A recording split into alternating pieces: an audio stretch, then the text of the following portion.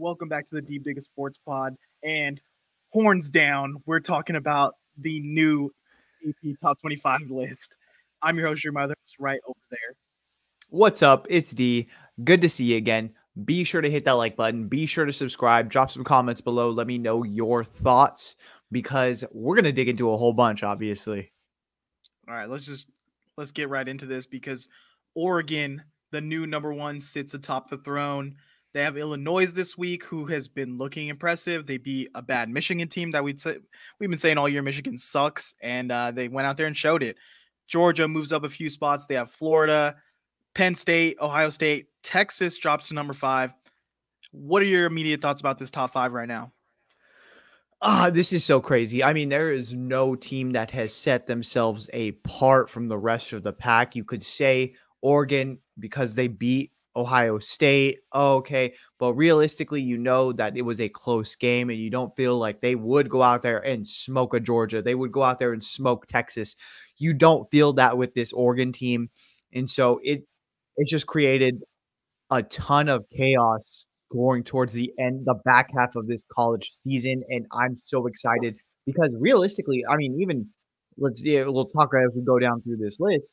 I'm thinking like 1 through maybe even 10. You feel like, okay, any of these teams could beat any of these other teams on any given day. Yeah, and one of the big matchups this week, Texas takes on Vanderbilt, who is getting hot. They beat Bama. Let's see, can they keep it rolling or can Texas get back on track?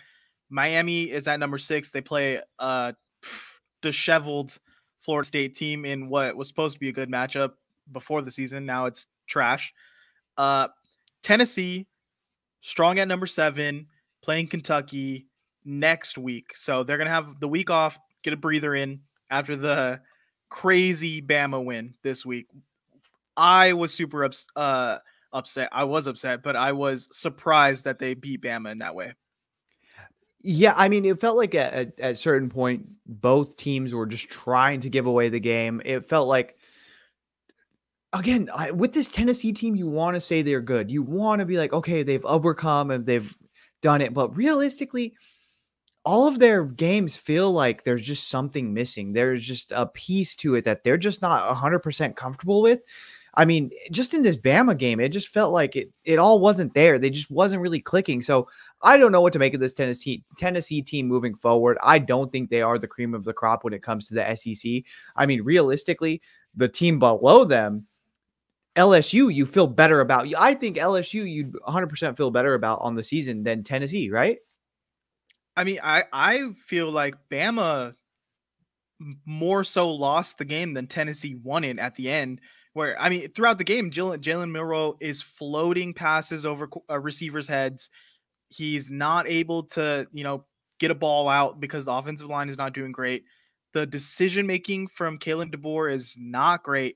So I feel like Bama really, really lost a step in that game, and they gave it away a little bit to Tennessee more so. I wanted to see Tennessee get a really solid half of football and drive down multiple times and score the ball against this Bama defense. And that just didn't happen. It felt like the Bama offense really gave this one away. Yeah, and I think, again, we'll get to Bama. We're talking about them a little bit later. But this Tennessee team, it just, again, doesn't feel like there's just something missing there. There's just something that's not clicking. And I don't know if you can 100% put it on the quarterback, but we've seen what Tennessee looks like when they have decent quarterback play, a la Hendon Hooker.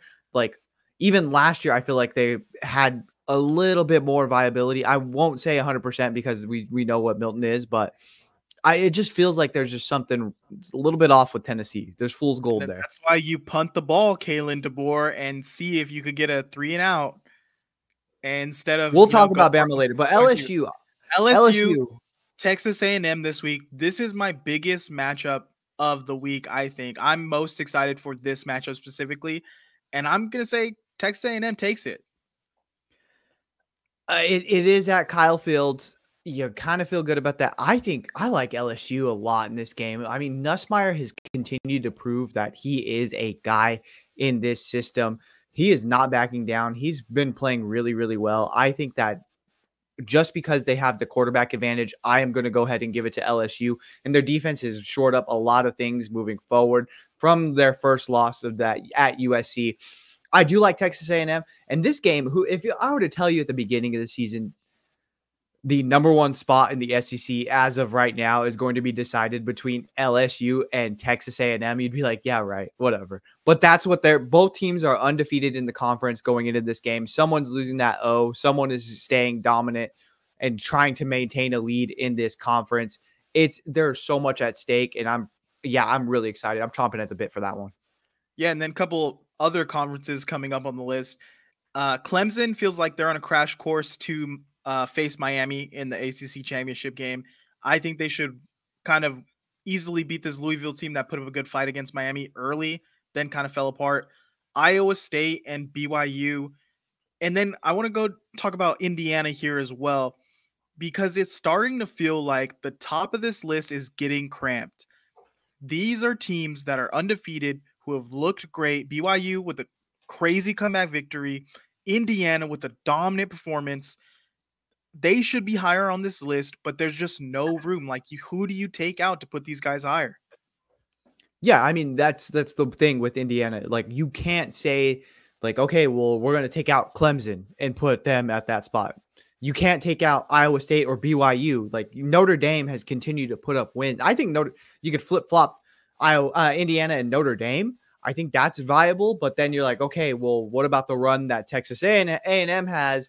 And then Notre Dame has that win over A&M. Let's put them a couple spots above them. So, yeah, you're right. It gets a little bit crowded. Indiana is a solid team. And I know that early in the season, people were making fun of like ESPN's projection, saying that they had a higher chance to go to the playoff than Ohio State.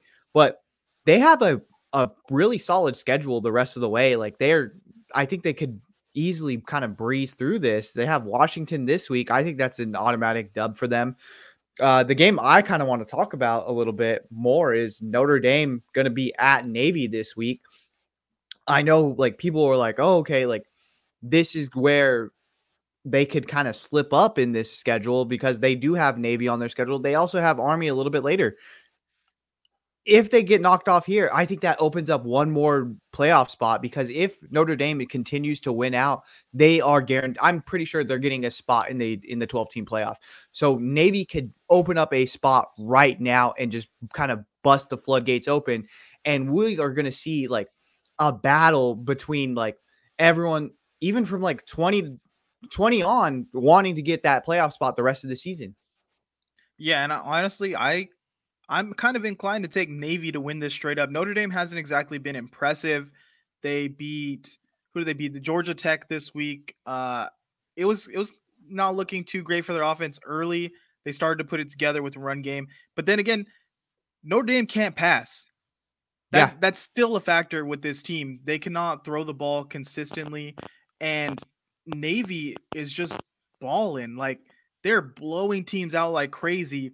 So I'm excited to see that. That's maybe my second matchup of the week that I'm super excited to see. I mean, it's going to show because Navy has had a weak schedule, obviously, moving forward, just based off the conference they're in. But if they can put up a win here against Notre Dame, that immediately puts them back into the limelight. I mean, they've been kind of the talk of the town if you're in college football, but that puts them right on the national stage as far as can they truly be a contender moving forward. Yeah, so going down the list, 14, Texas A&M, like we talked about, playing LSU this week. That's a big game. Alabama is going to definitely get back on track against Missouri. I would take Alabama, whatever the alt spread is. Give me Alabama by 40 in this game. They're going to destroy this Missouri team. I almost feel bad for Missouri in this instance, that they're going to get run over by a truck here. I know, I get that. Right. And all signs point to an Alabama bounce back. But we have seen Kalen DeBoer and this team just lose like what made them Bama. The toughness, the intensity, the ability to stay focused. This team is completely off the rails. We see guys that are captains just going off and throwing tantrums. We're seeing them have stupid penalty after stupid penalty. I do think that Bama should bounce back, but we don't know this Bama team. We don't know what Kalen DeBoer and this new organization is doing in Bama. They could just completely fall off the rails. And would you look back and be like, yeah, I'm surprised? I mean, with the performances they put up, no. I mean, they've already lost to a Vanderbilt team that Nick Saban would rather lose his leg than lose to Bama, like, or lose to Vandy. Like, we are seeing that they're already done things that Bama normally doesn't do. So can I just 100% put all my eggs in that basket? No, like, I can't. I just think my thing is Missouri is so bad that this should be a layup for this should be a no one is on your side of the court. Lay it up as Angel Reese as many times as you need to get this bucket because Missouri is that terrible. Now, I do think Bama has a quarterback problem because Jalen Murrow cannot throw the ball consistently, but maybe you could game plan that out of your system, Kalen DeBoer, because if you're going to now make the playoff, it's going to take a lot. It's going to take a lot for you guys to get in the playoff. I just don't know where the Jalen Milrow from the first half of Georgia went. That was crazy. He was playing like a guy possessed. He was out there looking like a different type of athlete against a top tier defense. We've just seen them go out and smack the shit out of Texas, and Jalen Milrow made them look stupid.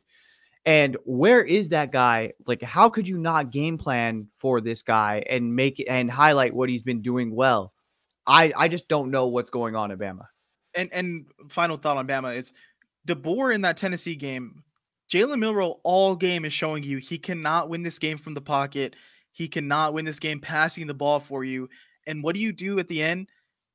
Hey, Jalen, can you please get me a long drive for a touchdown, not a field goal because I didn't punt it, a touchdown drive, and we're going to make you throw in the pocket. And first play throws the interception. And that's just, as a head coach, you have to have more awareness of that, of your personnel, of what's going on in the game. But even then, to go for the 4th and like 22, that was stupid.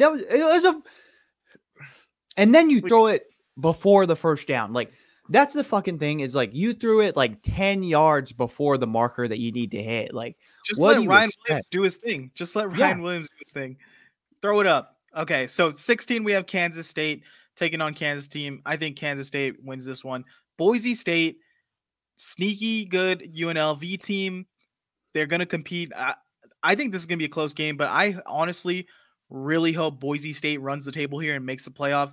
I want to see Genty in the playoffs. Yeah, and not only that, he has such a slim margin for error just because he is a running back, because he plays in the Mountain West.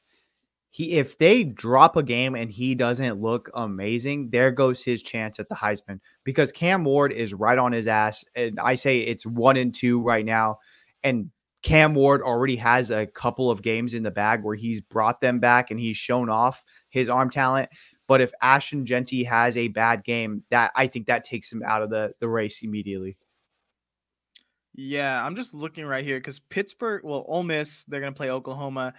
Oklahoma, your season's over, dog. Just pack it up. This is a terrible squad. I think terribly coached. The quarterback's terrible. Everything about this team. Ole Miss, if you want to save your season, this is the game where you show it. Pittsburgh is undefeated in the ACC. And I know we talked a lot this season about Miami being lucky that they're in the ACC and getting a soft schedule. Pittsburgh's undefeated, and they honestly have benefited as much as being in the ACC as Miami.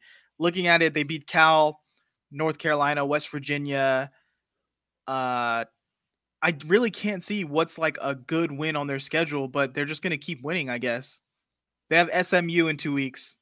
That's going to be a big marker for them because this SMU team just was chomping at the bit to get to the ACC for the last few years now. They've wanted to get into a bigger conference because they felt like we're better than what we have shown. And if we get in a better conference, we are going to prove that we are top dogs. And they struggled the first few weeks, but now they've kind of figured it out. They've got their feet right under them, and they are going to be a force. I think it's Clemson, Miami, and either Pittsburgh or no, it's SMU has a chance to be undefeated through the ACC if they beat Pittsburgh later on, because Clemson doesn't play Miami or SMU, and you could have 3 undefeated teams in the ACC, which is insane. Yeah, Pittsburgh plays SMU on November 2nd, Clemson November 16th, and that's going to be their 2 tests of the season, see where they're really at. Illinois takes on Oregon.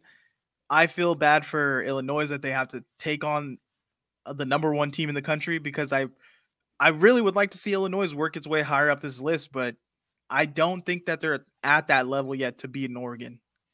Yeah, it just sucks. I wish it would have been a couple weeks away where they're kind of on this high, but yeah, I think they get knocked off by Oregon. But this is a chance to showcase what you can actually do against the top tier in the Big Ten. And if they put up a fight, this could be one of those where they lose it, but they only drop 1 or 2 spots because we know what Oregon is. You know what I mean? Or they someone else in this on the rest of the list drops a game as well and looks horrible, and they could still stay at that same level. Yeah, Missouri definitely. They could. Loss. I think this is the week that they fall off this list. And this is the end of the list. Army, Navy, 23-24. Navy taking on Notre Dame. Army takes on Air Force. Vandy finally worked their way into the rankings. They take on Texas. Do they have a shot in this? No, I'm just going to go ahead and say no. I think that this was a Texas team that got embarrassed at home. I don't think that they go out there and drop another stinker on you. I think they go out there and try to prove that. I think they get a win and they try to put style points on it. I think they run up the score on Vandy. I think that, again, this is another one that I wish we had a little bit later on in the season, but it is what it is. I think it's short-lived. I think they fall right out of the rankings this next week. I think they put up a good fight, but I think Texas is really going to have a good bounce-back game and put Vandy away from top 25 this season. All right, that's all we have for this list this week. We'll be back next week, and we're talking more college football throughout the week. So make sure you subscribe and comment and like, and we'll see you next time. All right, later.